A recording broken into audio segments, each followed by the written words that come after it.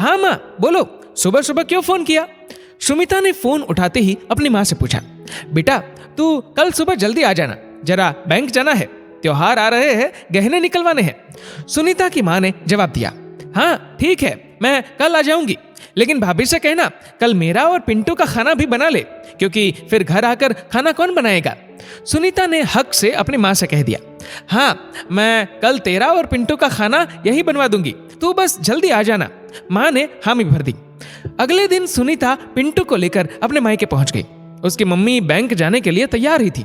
सुनीता को देखते हुए बोली, अच्छा हुआ तू आ गई, चल अभी निकल चलते हैं, घर आकर आराम से बातें करेंगे।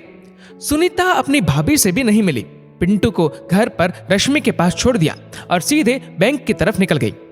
करीब 1 घंटे में बैंक का सारा काम खत्म करके सुनीता और उसकी माँ घर पहुंच गए।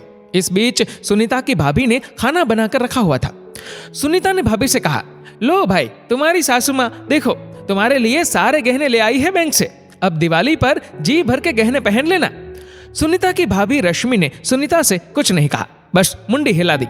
रश्मि को यह बात बिल्कुल पसंद नहीं थी कि अपने ही गहने पहनने के लिए उसे सुनीता दीदी के आने की राह देखनी पड़ती थी। सास कभी अकेले बैंक जाना नहीं चाहती थी और ना ही रश्मि को ले जाती थी, सुनीता को बुला लिया करती थी। इस बार लेकिन रश्मि ने तय किया था कि वह अपने गहनों को लॉकर में नहीं रखेगी, और यदि रखेगी तो लॉकर की चाबी भी उसे ही मिलनी चाहिए। दीपावली आने ही वाली थी, इसीलिए घर में ढेरों काम पड़े थे, जिसके चलते रश्मि ने अपने गहनों वाली बात अपनी सास को अभी नहीं कही। दीपावली का शुभ अवसर भी आ गया। दीपावली के दिन घर के सभी लोग तैयार हुए। माँ लक्ष्मी की आराधना की। लक्ष्मी पूजन के बाद जब रश्मि और उसके पति ने अपनी सास ससुर के पैर छुए, तब रश्मि की सास ने रश्मि को आशीर्वाद देते हुए कहा, बस इस घर का तुम्हें ही ध्यान रखना है बहू, कल हम हो ना हो इस घर की सारी जिम्मेदारी तुम्हारी है, तुम तो हमारे घर की गृह लक्ष्मी हो, अन्नपूर्णा हो।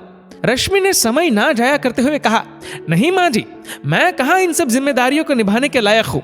सास ने आश्चर्यचकित होकर पूछा, ऐसा क्यों कह रही हो बहू, तुम एक बहुत समझदार लड़की हो, मुझे विश्वास है कि तुम इस घर को बहुत अच्छे से संभाल लोगी।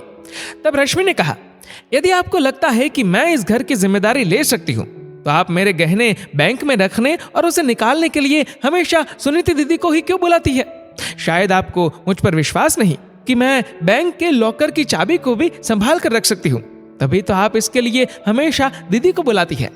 रश्मि ने अपनी जो बात थी बड़ी विनम्रता से कही, लेकिन स्पष्ट रूप से उसने अपनी सास को अपने मन की बात बता दी कि अब वह नहीं चाहती कि अपने गहने पहनने के लिए उसे अपनी ननद के आने का इंतजार करना पड़े।